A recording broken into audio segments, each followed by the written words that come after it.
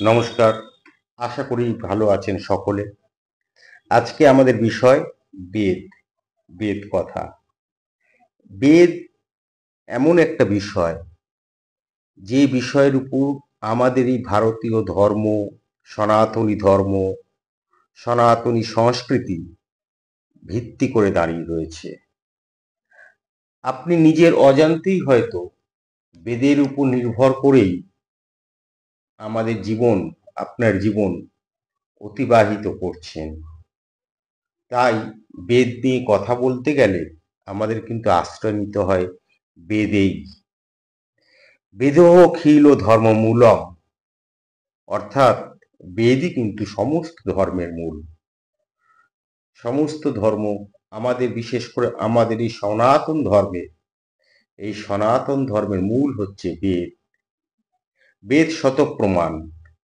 পার্থিব বস্তু, যা পার্থিব বস্তু, সেটা প্রত্যক্ষ করি বা অনুমান করি। আমরা ধরুন বাঘ দেখতে কেমন, সেটা আমরা যখন চিড়িয়াখানায় যাচ্ছি বা ছবি দেখছি, বাঘ সম্পর্কে আমাদের একটা ধারণা হলো। ফল, আম ফল দেখতে কেমন, আম ফল খেতে কেমন, আম ফল কোথায় হয় আমরা দেখতে পাচ্ছি। আমরা একটা বাগানে গিয়ে পরিপক্ক আমে গাছে ঝুলছে, আমরা পারলাম, খেয়ে দেখলাম, মিষ্টি, কোনোটা টক, এটা আমরা প্রত্যক্ষ করতে পারছি।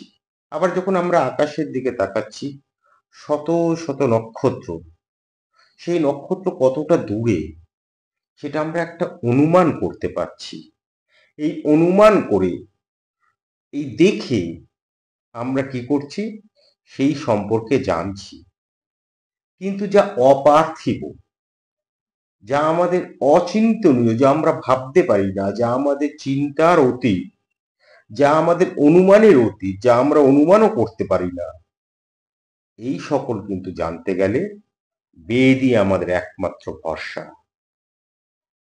বেদ কিন্তু কোনো মানুষ দ্বারা রচিত হয়নি, তা অপৌরুষীয় এবং নিত্য।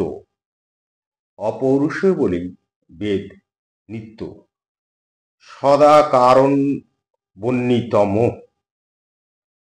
যে বস্তু সদা বিদ্যমান বা কখনো নিজের সত্তার উপর অপর বস্তুর উপর নির্ভরশীল নয়, নিজের সত্তার জন্য অন্য কোনো বস্তুর উপর নির্ভরশীল নয় এবং সর্বদা বিদ্যমান, তাকেই তো আমরা নিত্য বলি। নিত্য বস্তু উৎপত্তি রহিত, নিরাবয় এবং ত্রিকালবর্তী হয়, এই তো নিত্য। অতএব চ নিত্যতম। অতএব সেই যে সৃষ্টি, সেই সৃষ্টির আদি থেকে বেদ যা ছিল তাই আছে। সব কিছুর পরিবর্তন হয়, কিন্তু বেদের কিন্তু কোনো পরিবর্তন হয় না। সেটা সত্যযুগ হোক, ত্রেতাযুগ হোক, কলিযুগ আসুক, যাই ঘটে যাক, বেদ কিন্তু বেদই। কোনো কল্পে বা মন্বন্তরে এর কোনো পরিবর্তন হয় না এবং সদা সর্বদা একই থাকে। বেদ ঈশ্বরের নিত্য বিদ্যা। বেদ হচ্ছে ঈশ্বরের নিত্য বিদ্যা, তার উৎপত্তি বা অনুৎপত্তি হতেই পারে না। অতএব তার কি হয়েছে, বৃদ্ধি নেই, তার ক্ষয় নেই। দেখবেন আমরা অনেক ধর্মীয়, ধরুন এই যে রামায়ণ, রামায়ণ বা মহাভারত, এগুলো তো ধর্মীয় উপাখ্যান। অনেক অনেক গবেষক কি বলেন, বলেন যে যুগ যুগ ধরে রামায়ণের বা গল্পের বা মহাভারতের কিছু পরিবর্তন সাধিত হয়েছে, কিছু যোগ হয়েছে, কিছু বিয়োগ হয়েছে। যখন অনুবাদকেরা তার অনুবাদ করতে গিয়েছেন, তখন তার মধ্যে নতুন নতুন কাহিনী যোগ করেছেন। ধরুন বাল্মীকি মুনি রচিত যে রামায়ণ, তার সঙ্গে কিন্তু আমাদের কৃত্তিবাস রচিত রামায়ণের কোথাও কোথাও আলাদা রয়েছে। পুরো সম্পূর্ণ যে মিল, এইটা আপনি সব জায়গায় কিন্তু পাবেন না। কিন্তু বেদ, বেদ এমন একটা বিষয় যার কোনো বৃদ্ধি নেই, ক্ষয় নেই, অথবা কোনো পরিবর্তনও নেই। এই কারণে কি হয়েছে, বেদ আমাদের বৈদিক ধর্ম হচ্ছে শাশ্বত, সত্য এবং সনাতন। অংতি সন্তং ন জহান্তি সন্তং ন পশ্যতি দেবস্য পশ্য কাবং ন মমারি ন জিজ্যতি। এটা অথর্ববেদে বলা হচ্ছে, অর্থাৎ বেদ সকল যুগ ও কালের জন্য প্রযোজ্য। এর বাণী কখনো অপ্রাসঙ্গিক হয় না। বেদ হচ্ছে চিরন্তন, সবসময় নতুন। কি হচ্ছে, যে যুগই আসুক, বেদ কিন্তু সেই যুগে এবং কালের জন্য প্রযোজ্য। কখনো বেদ কখনো অপ্রাসঙ্গিক হয় না। আর এইটা হচ্ছে কখনো অছল হয় না। বেদ মন্ত্র কলিযুগে নিষ্ক্রিয়, এটা আমরা অনেকে বলে বেদ মন্ত্র নাকি কলিযুগে নিষ্ক্রিয়, মানে আহ, অহেতুক প্রলাপ অনর্থক, একেবারে ভুল কথা। বেদ সর্বযুগেই সমানভাবে প্রযোজ্য এবং তা সর্বদা আধুনিক। যেখানে বা যারা বলছে বেদ এই যুগে একেবারে অচল প্রযোজ্য নয়, তারা ঠিক বলছে না। কেননা আমাদের এখনো পর্যন্ত আমাদের সনাতনী ধর্মে যে সকল ধর্মীয় ক্রিয়াকলাপ হয়, হ্যাঁ, এমনকি যে বলছে সে যে বিয়েটাও করেছে, সেও কিন্তু বৈদিক মতে বৈদিক মন্ত্র উচ্চারণ করে সে আজ সংসার যাপনের দিকে এগিয়ে যাচ্ছে। তা আসুন আমরা এই বেদ সম্পর্কে আরো একটু জানি, যে বেদ কখন কিভাবে আমাদের মধ্যে এলো। বেদকে ধর্ম ও ব্রহ্মার মুখ নির্গত ধর্মজ্ঞাপক শাস্ত্র বলা হচ্ছে বেদকে। আগেই বলেছি বেদ অপৌরুষীয়, অর্থাৎ সাক্ষাৎ ঈশ্বরের মুখনিসৃত বাণী। এই বেদকে আমরা চারটি ভাগে ভাগ করে নিচ্ছি: ঋগ্বেদ, যজুর্বেদ, সামবেদ ও অথর্ববেদ। একসময় কি হতো, এই যে বেদ, এই বেদ ছড়ানো ছিটানো ছিল এবং বেদ শুনে শুনে মনে রাখা হতো। তাই জন্য কি হয়েছে, বেদকে আমরা শ্রুতিও বলি। তা কৃষ্ণদ্বৈপায়ন ব্যাসদেব এই কাজটা করলেন, যে বেদকে তিনি এক জায়গায় করলেন। বেদ সমূহ মন্ত্রকে, যা মন্ত্র আছে, তিনি এক জায়গায় করে চারটি ভাগে ভাগ করে দিলেন। চারটি ভাগে ভাগ করার পরেই আমরা পাচ্ছি এই চারটি বেদ। বেদকে আবার এইভাবে বর্ণনা করা হচ্ছে, যে সূক্ত, 1 নম্বরে সূক্ত, 2 নম্বরে হচ্ছে ব্রাহ্মণ, যাতে কি হচ্ছে যজ্ঞকাণ্ডের ব্যাখ্যা, প্রক্রিয়া, যজ্ঞের তত্ত্ব ও বৈদিক আখ্যানাদি বর্ণনা আছে। তারপর আমরা কি পাচ্ছি, আরণ্যক, এবং 4 নম্বরে আমরা পাই উপনিষদ। এই উপনিষদগুলি কি হচ্ছে, এই উপনিষদ আমরা অবশ্যই পরে এই উপনিষদ নিয়ে আলোচনা করব।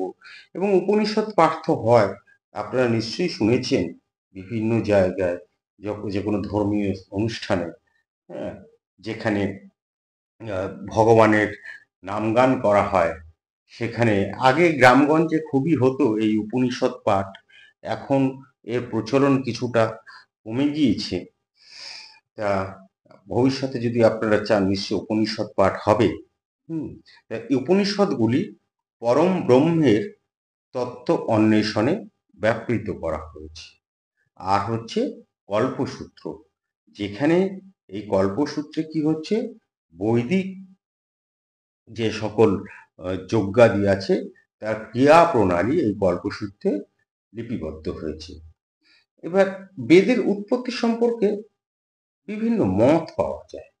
আমাদের সনাতন ধর্ম মতে একটা খুব ভালো দিক হচ্ছে যে এখানে আপনি আপনার মতটা কিন্তু প্রকাশ করতে পারেন, যার জন্য বিভিন্ন মতের বিভিন্ন আমাদের এই ধর্মে বিভিন্ন মত আমরা পাই।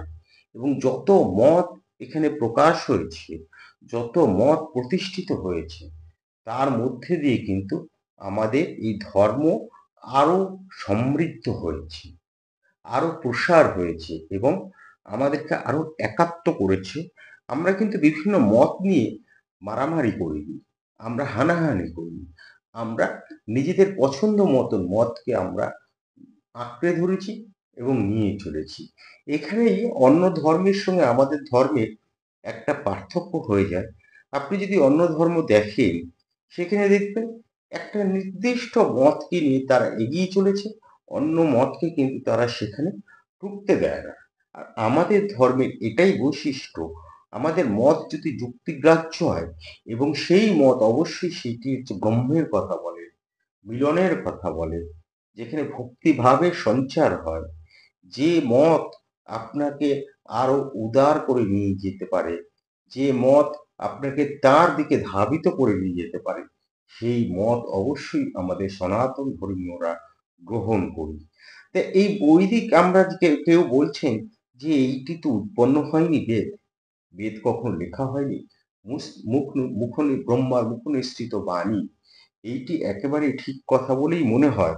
তবু বেদের উৎপত্তি সম্পর্কে নানা প্রকার বর্ণনা আমরা পাই। অনেকে যেমন বলছেন, যেটা বলছিলাম, যে ব্রহ্মার নিঃশ্বাস থেকে এই বেদের উৎপত্তি। আবার বিভিন্ন মনীষী কেউ কেউ বলছেন যে বেদের যে সূক্তগুলি আছে, এই সূক্তগুলি বিভিন্ন সময় বিভিন্ন মনীষায় আবির্ভূত হয়েছে। এইসব মনীষী মন্ত্রাদ্রষ্টা ঋষি নামে খ্যাত ছিলেন। এইরকম যেমন মত পাই, তারা কি হয়েছে, তারা মানস নেত্রে মন্ত্র দর্শন এবং স্বর সংযোগে গান করে প্রকাশ করতেন। যেটা বলছিলাম যে বেদকে শ্রুতি বলা হতো, তার কারণ তখনও তো লেখা হয়নি। ব্যাসদেব তখনও সেই আমাদের সেই মহান কাজটি করেননি, যখন সেই বেদকে 4টি ভাগে ভাগ করে দেওয়া, সেটি যখন করেননি, তখনও পর্যন্ত এই বিভিন্ন ঋষি মনীষীরা তারা কি করতেন, তারা গান গেয়ে স্বরসংযোগে গান করে প্রকাশ করতেন এবং মন্ত্র দর্শন করতেন মানুষ নেত্রে, তারা সেগুলো প্রকাশ করতেন। এবার ঋষি পরিবারে তো অনেক লোকজন থাকতেন, ঋষির অনেক ভক্ত ছিলেন, অনেক শিষ্য ছিলেন। তা ঋষি পরিবারের লোকেরা তা শুনে, তার যে শিষ্য আছে তার সেগুলো শুনে শুনে সেগুলো মনে রাখতেন। আর এই জন্য যেটা বলছিলাম, বেদকে শ্রুতি বলছে না, এইটি কিন্তু আমরা কখনোই অস্বীকার করতে পারি না। তা ঋষিদের কাছে অনেকে বলছে যে ঋষিদের কাছে এই বেদ মৌখিকভাবে প্রকাশ হয়েছিল। তা সেই জন্য বেদ চিরদিন গুরু পরম্পরায় শ্রুত হয়ে আসছে। এবার আসুন আমরা ঋগ্বেদের ক্ষেত্রে যাই, আমাদের বেদগুলোর ক্ষেত্রে যাই। প্রথমে আমরা পাই, বেদগুলোর মধ্যে ঋগ্বেদকেই আমরা প্রথম পাই। সর্বপ্রাচীন হচ্ছে ঋগ্বেদ, তারপর যজুর এবং সামবেদ। এই 3টি বেদ খুব প্রসিদ্ধ ছিল মানে এখনো এই 3টি বেদ খুবই প্রসিদ্ধ। পরে কিন্তু অনেক পরে, অতি প্রাচীন কালে কি হয়েছে, অথর্ববেদ তো এর সঙ্গে যুক্ত ছিল না, পরে অথর্ববেদ সংজ্ঞাপ্রাপ্ত হয়। ঋগ্বেদের দশম মণ্ডলে, তার আগে বলি ঋগ্বেদ সম্পর্কে একটা আমরা ধারণা নেওয়ার চেষ্টা করি। সেটা হচ্ছে, ঋগ্বেদ হচ্ছে সব থেকে প্রাচীন এবং সবচেয়ে গুরুত্বপূর্ণ বেদ। এতে কি হয়েছে, 10টি মণ্ডল অর্থাৎ 10টি খণ্ড এবং 1028টি স্তব রয়েছে, যা সুক্ত নামে পরিচিত, প্রার্থনার স্তব। এই ঋগ্বেদে বিভিন্ন দেবদেবীর প্রশংসা করা হয়েছে এবং আমরা কিন্তু এই সনাতন ধর্মে একটা বিষয় রয়েছে, সেটা হচ্ছে আমরা প্রকৃতিকে পুজো করি। যার জন্য দেখবেন আমাদের পুজোর মধ্যে সূর্যদেব রয়েছে, আমাদের বরুণ দেব রয়েছে, আমাদের পবন দেব রয়েছে, আমরা বায়ুকে, ইন্দ্রকে আমরা পুজো করি। তাই ঋগ্বেদে কি হয়েছে, এই প্রকৃতির যে উপাদানগুলি রয়েছে, যা ছাড়া এই প্রকৃতি প্রকৃতি এই বিশ্ব হুম অন্ধকারময় হয়ে যাবে, হ্যাঁ, এই বিশ্ব চরাচর ধ্বংস হয়ে যাবে, সেই প্রকৃতির উপাদানগুলোকে মহিমান্বিত করে হচ্ছে এই ঋগ্বেদ। এর স্তবগুলো কি, স্তবগুলো সূর্য, অগ্নি, বায়ু অর্থাৎ বাতাস এবং ইন্দ্রের মতন দেবতা, তাদের জন্য উৎসর্গ করা হয়েছে এর যে স্তবগুলো, যা প্রাচীন যে আমাদের উপাসনা তার মধ্যে তারই প্রতিফলন ঘটায়। তাই ধর্মীয় গ্রন্থ ঋগ্বেদ কিন্তু ধর্মীয় গ্রন্থ তো বটেই, তা সত্ত্বেও বিভিন্ন দিকের আমাদের জীবনের বিভিন্ন দিকের উপর নির্দেশনা প্রদান করছে। আর এখানেই হচ্ছে বেদের মহত্ব।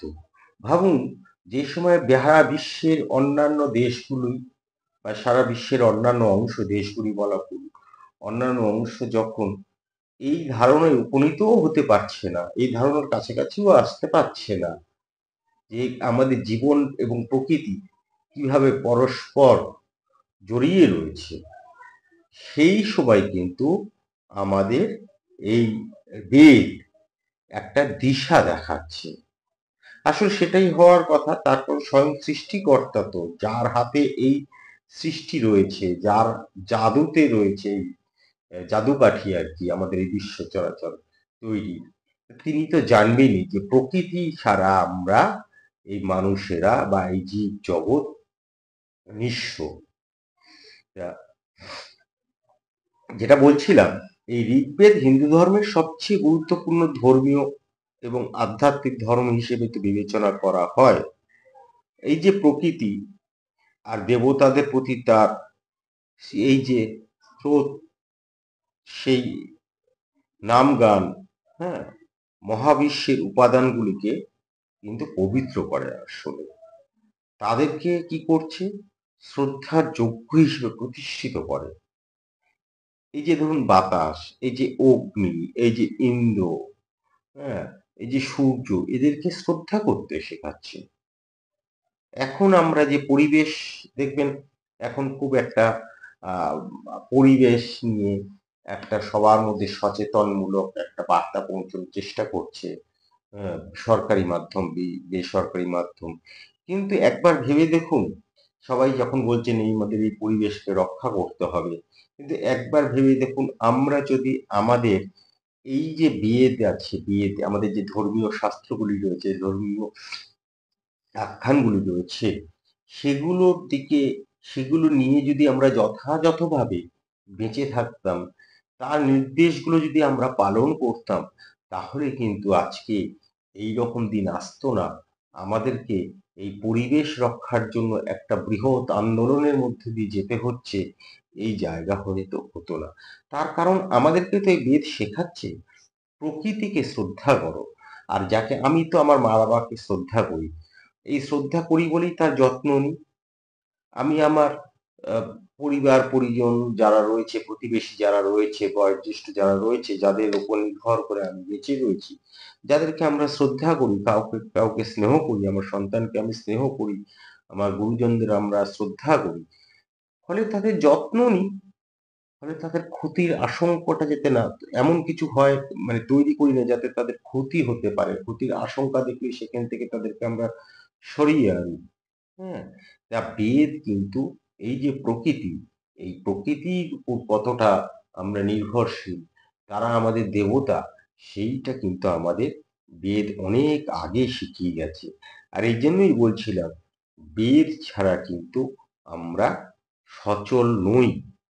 তা ঋগ্বেদে যদি আমরা দেখি ধর্মীয় দিক গেল, আর সাংস্কৃতিক দিক থেকে যদি বলি, তাহলে তারও কিন্তু একটা অসীম গুরুত্ব রয়েছে।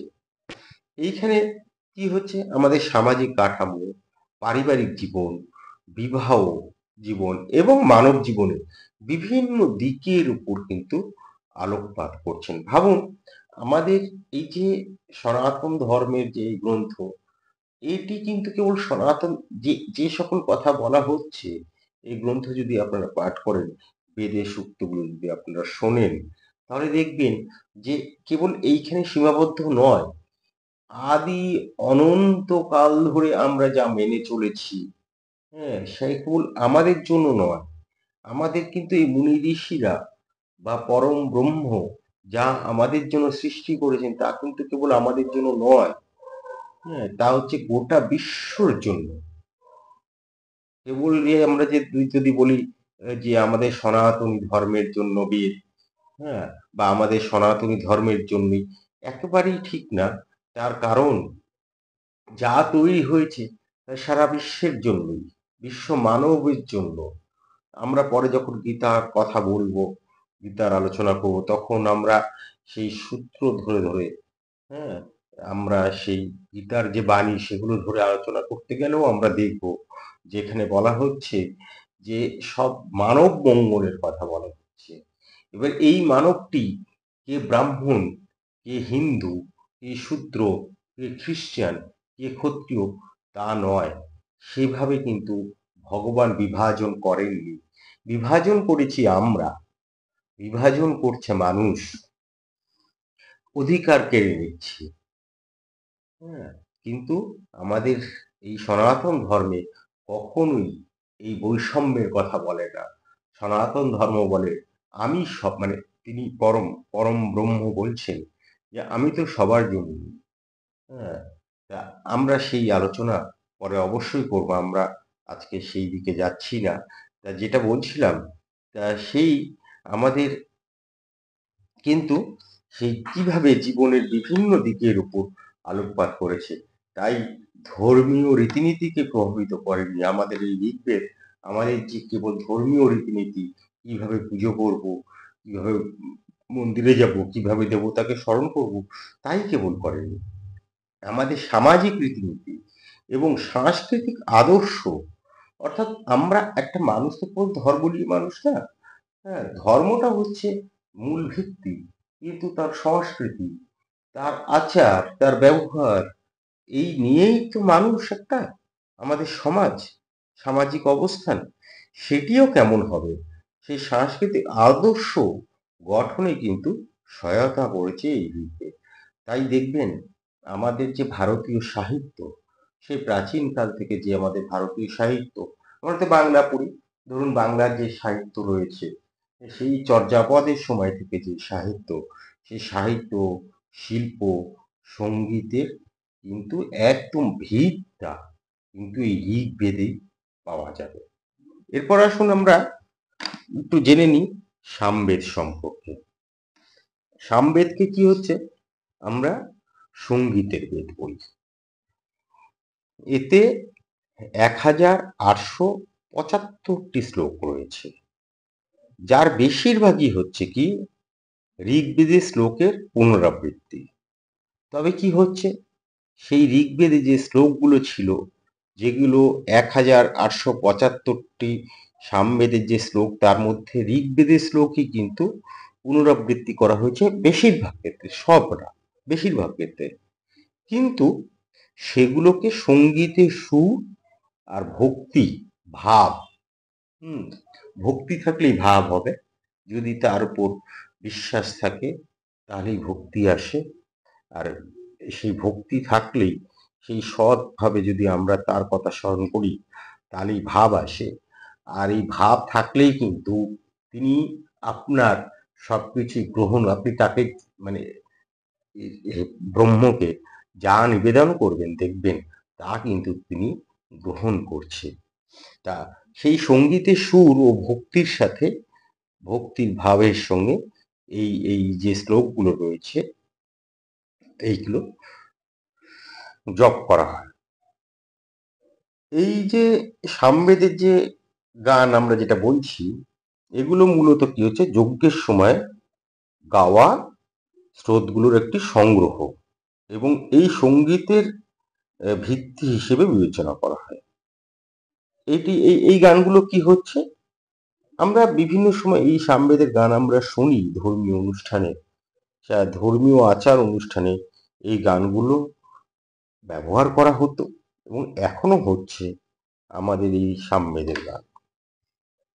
এই সামবেদের উদ্দেশ্য হচ্ছে, প্রাথমিক উদ্দেশ্য হচ্ছে ধর্মীয় আচার অনুষ্ঠানের সাথে ভক্তি ও সঙ্গীতকে একীভূত করে দেওয়া, একসঙ্গে করে দেওয়া। যে আচার অনুষ্ঠানগুলো রয়েছে তার সঙ্গে ভক্তি আর সঙ্গীতকে, যখন একটা সুন্দর মধুর গান হয়, তখন দেখবেন আমাদের মনটা একাগ্র হয়ে যায়, একটি বিন্দুতে এসে দাঁড়ায়।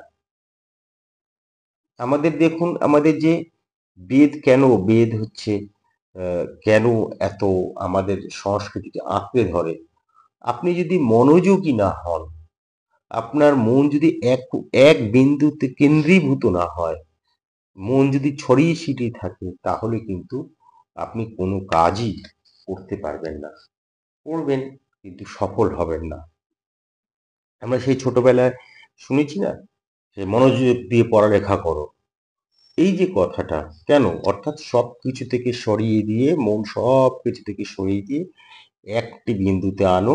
সে ছোটবেলায় বলা হতো, সেটি হচ্ছে গ্রন্থে আনো। যে লেখাটি পড়ছো, যে লেখাটি লিখছো, যে পড়াটি পড়ছো, তার মধ্যে মনকে আবদ্ধ করো। সেরকমই যখন আমি একটি ধর্মীয় অনুষ্ঠানে বা ধর্মের মধ্যে দিয়ে দেবতার শরণ নিচ্ছি, দেবতার অর্চনা করছি, তখন সেই মনকে একীভূত করার জন্য, সেই মনকে আরো নিবিড় করে দেওয়ার জন্য ভক্তি ও সঙ্গীতকে আমরা আধার করছি। সেটা হচ্ছে সামবেদে এই কাজটি করেছি। যজ্ঞের সময় গাওয়া স্তোত্রগুলি আধ্যাত্মিক চেতনা আমাদেরকে জাগ্রত করে তোলে এবং ধর্মীয় বিশ্বাসকে আরো প্রকাশ করে। তাই সামবেদকে কিন্তু আধ্যাত্মিক উন্নতির মাধ্যম হিসেবে দেখা হয়। সামবেদ, তা সামবেদ ভারতীয় ধ্রুপদী সঙ্গীতের উপর ভিত্তি হিসেবে বিবেচনা করা হয়।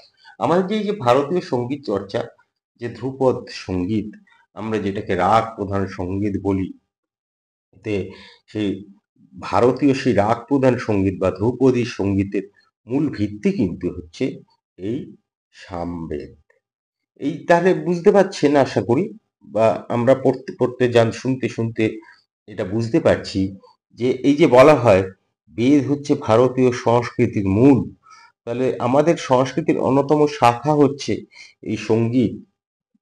সারা বিশ্ব আমাদের সঙ্গীতকে, বিশেষ করে এই ধ্রুপদী সঙ্গীতকে, রাগ প্রধান সঙ্গীতকে সমাদৃত করে, হ্যাঁ, আদর করে। তারা বা এই আমাদের এই সঙ্গীত শুনে তারা আহ, আরো সঙ্গীত সম্পর্কে যে জ্ঞান অর্জন করে, হুম, এবং যাকে আহ, কি বলবো, আরো নিবিড় করে জানতে চায়, ধরতে চায়, সেই ধ্রুপদী সঙ্গীতকে, হ্যাঁ, গৌরবান্বিত করে আমাদের ভারতীয় সঙ্গীতকে। সেই ধ্রুপদী সঙ্গীত, সেই ধ্রুপদী সঙ্গীতের ভিত্তি হিসেবে কিন্তু এই সামবেদের এই যে গানগুলি রয়েছে, যেগুলি সুর করে গাওয়া হতো যজ্ঞের সময়, এখনো হয়, হ্যাঁ, তাকেই কিন্তু ভিত্তি, সেই সামবেদের গানই ভিত্তি। তাই জন্য কি হচ্ছে, এই এই স্রোতগুলোর যে স্রোতগুলোর যে রয়েছে, যেগুলো সুর করে গাওয়া হচ্ছে ভারতীয় সংস্কৃতিতে, এর একটি প্রভাব, মানে গভীরভাবে এর একটা প্রভাব পড়েছে আমাদের। ধরুন নৃত্য, যে সাংস্কৃতিক জগতে আমাদের ভারতীয়দের অন্যতম বিষয় হচ্ছে নিজস্ব সংস্কৃতি। সেই নিজস্ব সংস্কৃতির অন্যতম অংশ নৃত্য, অন্যতম অংশ নাটক। সেই কত বছর আগে, আজ থেকে 2500 বছর আগে লেখা হয়েছিল, মৃচ্ছকটিক শুদ্ধক লিখেছিলেন। হুম, এবং আরো যে সকল শিল্প রয়েছে, সেখানে কিন্তু এই সামবেদ আমাদের একটা উল্লেখযোগ্য অবদান রয়েছে।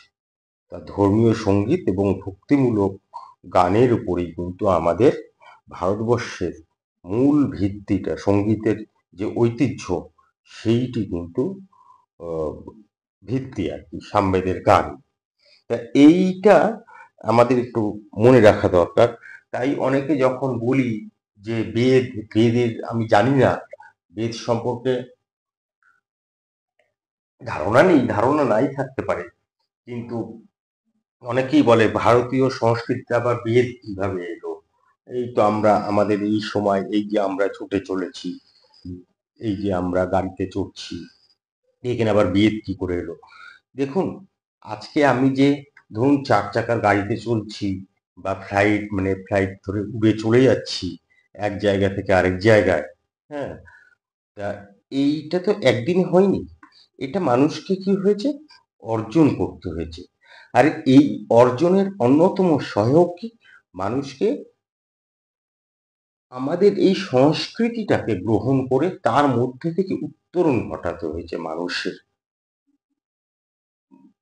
যখন শিশু ছিল সে, তখন মা যেমন ভাবে তাকে তার মাতৃস্তন পান করিয়ে তাকে আস্তে আস্তে আস্তে আস্তে একটি 7 মাসের শিশু, সেখান থেকে মুখে প্রসাদ দিয়ে তারপর আস্তে আস্তে সে ভাত খাওয়া শেখে, তারপর সে হাঁটতে শেখে, দাঁড়াতে শেখে, স্কুলে যেতে শেখে, পড়তে শেখে, তারপর সে একটা বড় জায়গায় গিয়ে পৌঁছয়।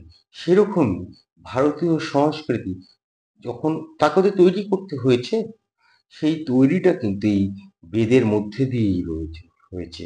এবং এখন আমরা সেই সংস্কৃতিকে বহন করে চলেছি বলেই সারা বিশ্বের কাছে আমাদের ভারতবর্ষ এখনো মহান। যখন নাকি মানুষ তার শিকড়কে ভুলে যায়, ধরুন আমরা যখন আমাদের যে পারিবারিক ঐতিহ্য সেটা যখন আমরা ভুলে যাই, আমাদের শিকড়কে, আমাদের শিকড় হচ্ছে আমাদের নারীর টান মায়ের সঙ্গে, আমাদের মা বাবা, আমাদের আত্মীয় পরিজন, আমাদের পাড়া প্রতিবেশী যেখানে বেড়ে ওঠা, সেটাই তো আমাদের শিকড়। তখন যখন সেইটা আমরা ত্যাগ করি, যখন সেইটা আমরা অবহেলা করি, তখন কিন্তু আমাদের পতন অনিবার্য। ঠিক তেমনই ভাবে যেদিন আমরা আমাদের এই বেদের যে দেখানো পথ, এই সংস্কৃতি যেটার উপর আমাদের সারা ভারতবর্ষ এখনো দাঁড়িয়ে রয়েছে, সেইটা যেদিন আমরা ত্যাগ করব, সেদিন ভাববেন আমরা শেষ হলাম। তা যেটা বলছিলাম, এরপর আমরা চলে আসবো যজুর্বেদ। এই যজুর্বেদ হচ্ছে যজ্ঞের আচার অনুষ্ঠান ও পদ্ধতি বর্ণনা করা হয়েছে এই যজুর্বেদে। এখানে আমরা যজুর্বেদে কি হচ্ছে, ঋগ্বেদে আমরা যেমন পূজা পদ্ধতি গুলো পেয়েছি, সামবেদে আমরা গান পেলাম, এই যজুর্বেদে আমরা পাচ্ছি আচার অনুষ্ঠান এবং পদ্ধতি। যজ্ঞের যে আচার অনুষ্ঠান এবং পদ্ধতি কি হবে সেইটি বর্ণনা করা হচ্ছে। এটি 40টি অধ্যায়ে বিভক্ত এবং এখানে 1975টি মন্ত্র রয়েছে, যার মধ্যে ওই প্রাচীন আমরা সামবেদে পাচ্ছি, ঋগ্বেদের কিছু আমরা পাচ্ছি, ঠিক এখানেও এই ঋগ্বেদের এবং সামবেদ থেকে ধার করা হয়েছে। এখানেও সেই সামবেদ থেকে আর ঋগ্বেদ থেকে কিছু জিনিস আমরা এখান থেকে আহরণ করছি। এবার কেউ বলতে পারে যে কেন নতুন ভাবে কি কিছু করা যাচ্ছে না? হচ্ছে তো, কিন্তু যা ভালো তার তো আরো প্রসার চাই।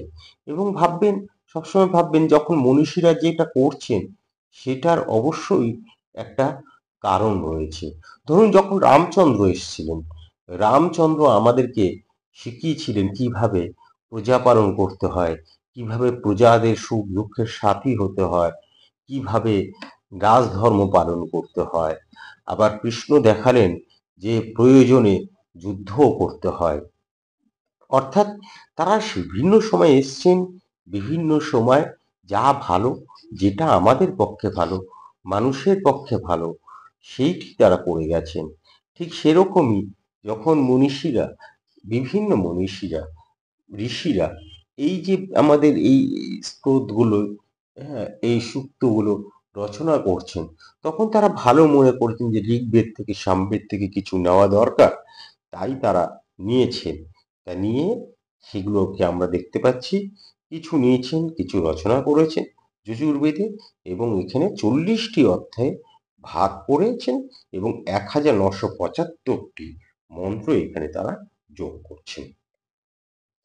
যেটি বলছিলাম যে যজুর্বেদ কি হচ্ছে, যজুর্বেদ মূলত যজ্ঞ পরিচালনার কাজে ব্যবহার করা হয়, যেখানে যজ্ঞের সঙ্গে কিভাবে যজ্ঞের একটি যজ্ঞ যখন হচ্ছে কিভাবে তার আচার অনুষ্ঠান হবে, মন্ত্র হবে, কি কাজ হবে, হ্যাঁ, সেইগুলো কি কি উপাদান লাগবে, সেগুলো সম্পর্কে বিস্তারিত এখানে বলা হচ্ছে।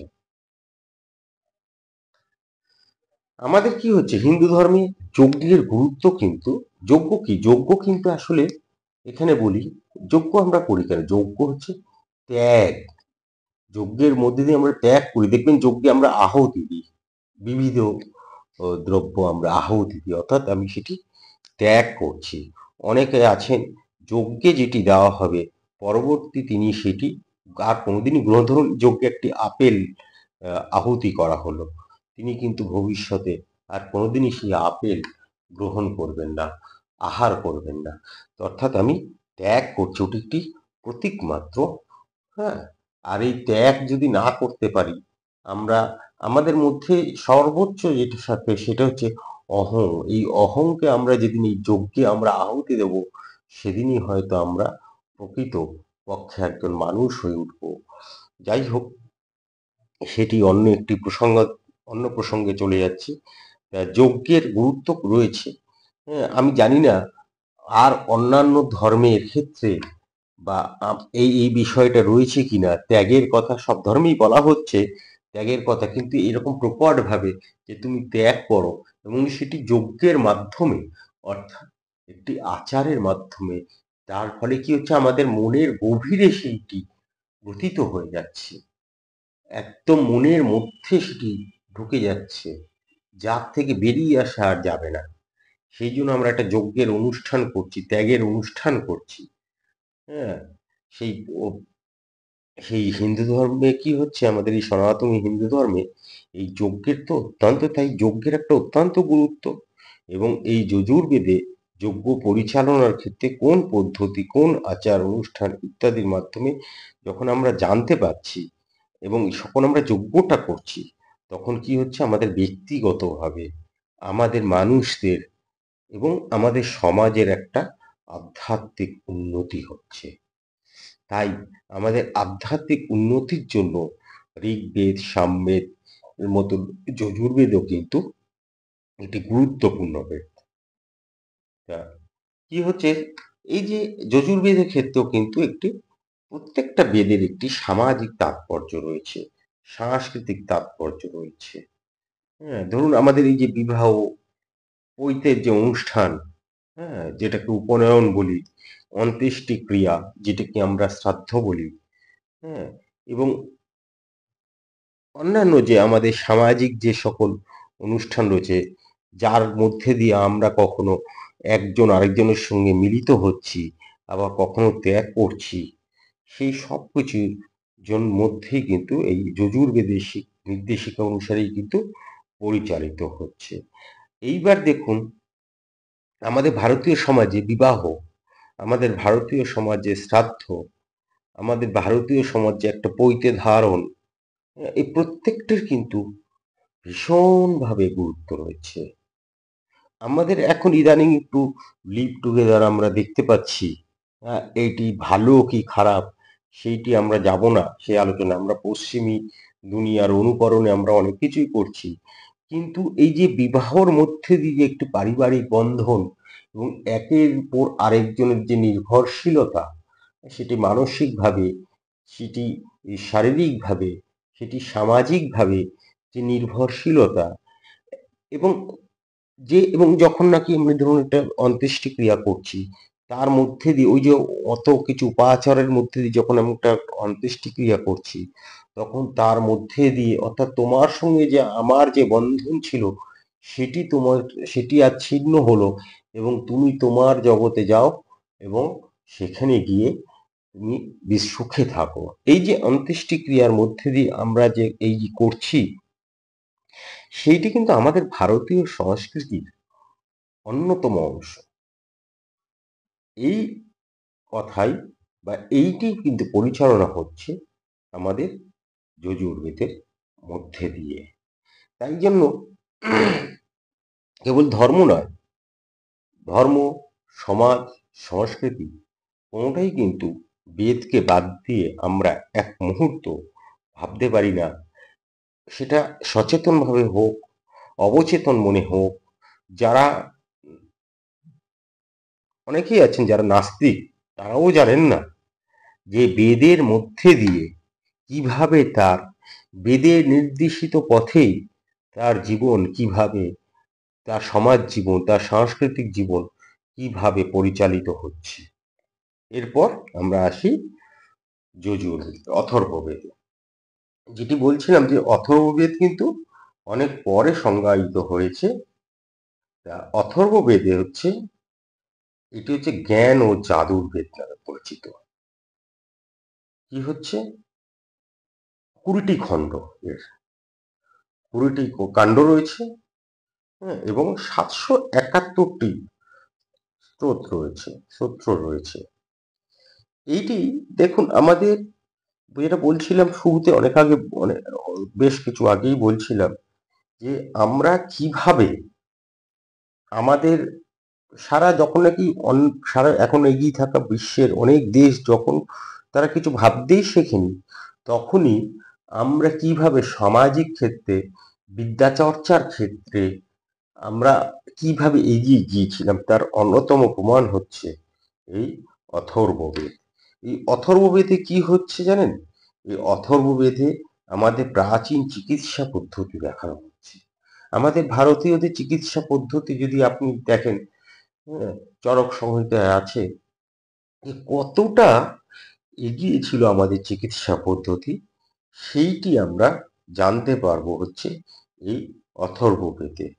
এখানে জাদু এবং রহস্যবাদের সঙ্গে সম্পর্কিত হচ্ছে আমাদের এই অথর্ববেদ। অথর্ববেদে কি হচ্ছে? ভেষজ চিকিৎসা, রোগ প্রতিরোধ, এই যে আয়ুর্বেদিক অনুশীলন এইখানে বর্ণনা করা হচ্ছে, যে আয়ুর্বেদিক অনুশীলন এখন সারা বিশ্ব গ্রহণ করছে। প্রকৃতির থেকে উপাদান নিয়ে আমাদের রোগ নির্মূল, এর থেকে তো ভালো কিছু হতে পারে না।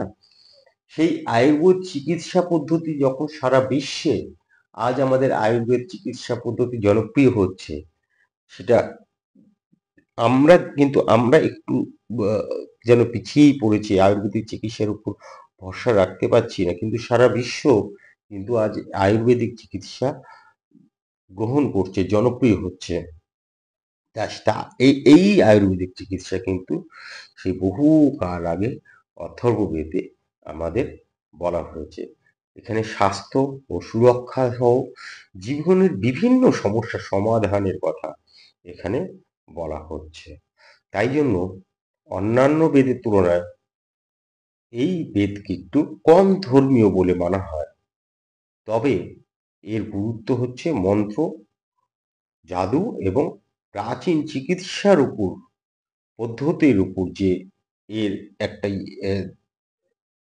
যে প্রসার ঘটিয়েছে প্রাচীন চিকিৎসা, এবং যে বিবরণ দিয়ে গেছে, তা তারা বলে যে একটু এটা যেন একটু ধর্মের দিক থেকে একটু কিছুটা পিছিয়ে রয়েছে, তারা ভুলই বলেন। তার কারণ এগুলো বাদ দিয়ে, কিন্তু ধর্ম কি? ধর্ম হচ্ছে আমাদের জীবন, হ্যাঁ, এগুলো বাদ দিয়ে তো আমরা চলতে পারি না। তাই কিন্তু একটা এখানে একটা বিষয় হচ্ছে যে কেবল ধর্মীয় আচার অনুষ্ঠান নয়, বরঞ্চ আমাদের কি হচ্ছে, দৈহিক জীবনের দৈনন্দিন সমস্যার জন্য যে আমাদের মন্ত্রের প্রয়োজন, আচার অনুষ্ঠানের প্রয়োজন, আমাদের দৈনন্দিন দৈহিক জীবনের যে সমস্যা, সেগুলোর জন্য যে আমাদের মন্ত্রের প্রয়োজন, সেগুলোর জন্য যে আচার অনুষ্ঠানের প্রয়োজন, তা এই বেদে উল্লেখ করা হচ্ছে। ভাবুন, আমরা কতটা, আমাদের এই বেদগুলো যদি আমরা দেখি, পড়ি, বুঝি, বোঝার চেষ্টা করি, তাহলে দেখব যে আমরা কতটা এগিয়ে ছিলাম সারা বিশ্বের মধ্যে। তা যেটা বলছিলাম যে চিকিৎসা পদ্ধতি এবং সামাজিক আচরণের মধ্যে এই অথর্ববেদের তাৎপর্য আমরা দেখতে পাই। এই গেল আমাদের বেদ নিয়ে 4টি বেদের একটা ছোট পরিচয়। তা ছোট পরিচয়। এখন বেদ নিয়ে তো আরো অনেক কিছুই বলা যায়, বলতে গেলে সেটা অনেক বৃহৎ হয়ে যায়। ইতিমধ্যে আমরা মনে হয় প্রায় 40-50 মিনিট কাটিয়ে ফেলেছি, হ্যাঁ। ফলে আমরা এখন একটু উপসংহারের দিকে বা শেষের দিকে আমরা এগিয়ে যাব, সেই দিকে একটু যাওয়ার চেষ্টা করছি। তা প্রতিটি বেদ সম্পর্কে আমরা যখন এই আলোচনাটা আমরা করলাম, প্রতিটি বেদ সম্পর্কে আমরা একটা ধারণা নিলাম, এবং আমরা বুঝতে পারলাম যে আমাদের বেদ হচ্ছে আমাদের ধর্মীয় এবং সংস্কৃতির হচ্ছে একটা ভিত্তিভূমি, বা বলা যায় ভারতীয় জ্ঞান ও ধর্মের স্তম্ভ হচ্ছে আমাদের এই বেদ। এখানে একটা কথা আমরা বলতেই পারি, তাই যদি বেদগুলো দেখি, তার যে বিষয়বস্তু আমরা দেখলাম, দেখলাম মানে শুনলাম, তাহলে দেখতে পারবো যে কেবল যে আমাদের এই সনাতনী হিন্দু ধর্মে ক্ষেত্রে এইটি উম, আহ, প্রযোজ্য তা নয়। এই গ্রন্থগুলো কি হচ্ছে এবং কোথাও অবশ্যই ধর্মগ্রন্থ ঠিক, কিন্তু বেদ যতটা ভাবে ধর্মগ্রন্থ ঠিক ততটা ভাবেই দেখুন আমাদের সমাজ গ্রন্থ, আমাদের সংস্কৃতির গ্রন্থ। তাহলে আমরা বলতে পারি এই হচ্ছে এক মহান গ্রন্থ, যে গ্রন্থ ছাড়া কিন্তু আমরা এক মুহূর্ত চলতে পারবো না।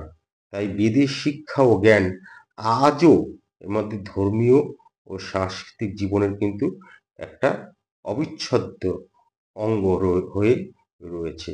তাই বলবো যে আপনারা বেদ সম্পর্কে আরো জানুন, বেদ সম্পর্কে আরো পড়ুন এবং বেদকে নিয়ে চর্চা করুন, প্রতিনিয়তই চর্চা করুন। আমরা এর আগে পুরাণ নিয়ে একটি সংক্ষিপ্ত আলোচনা করেছি। আজকে আমরা বেদ নিয়ে আমরা একটি সংক্ষিপ্ত আলোচনায় করলাম। তা যদি আপনাদের ভালো লাগে অবশ্যই আমাদের সঙ্গে থাকবেন, আমাদের পাশে থাকবেন এবং আমাদের চ্যানেলটি সাবস্ক্রাইব করে দেবেন। প্রতিনিয়ত আমরা এই ধর্মীয় সনাতন ধর্মের বিভিন্ন বিষয় নিয়ে আমরা এই চ্যানেলে আলোচনা করব। আমরা আমরা এই চ্যানেলের বিভিন্ন বিষয় আমরা শোনাবো। আপনারা সঙ্গে থাকুন, পাশে থাকুন, ভালো থাকুন, অন্যদেরকে ভালো রাখুন, আনন্দে থাকুন, আনন্দে রাখুন। নমস্কার, ধন্যবাদ।